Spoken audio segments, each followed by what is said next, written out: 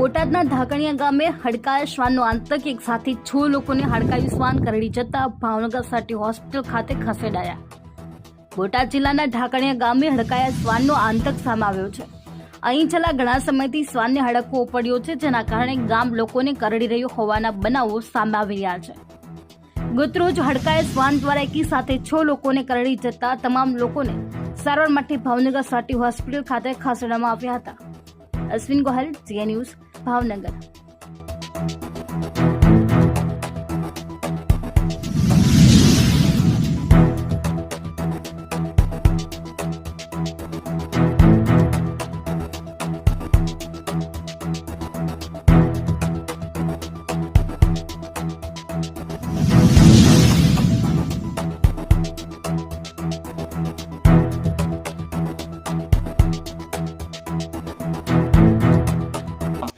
મારું નામ મહેશભાઈ છે।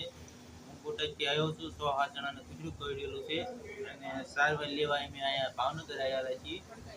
કેટલા જણાને કરડ્યું અંદાજે? 6-7 જણાને કરડેલું। બરાબર, બધા અહીંયા સલટી હોસ્પિટલમાં હા, સલટી હોસ્પિટલમાં સારવાર લેવા આવ્યા છીએ। હડકાયું કૂતરું છે? હા। ઓકે, તમે ક્યાં જતા હતા? હું કારખાને જતો હતો ને ચાલુ ગાડીએ કરડી પગે કરડ્યું, મુકાવા ગયો હતો હાથે કરડ્યું।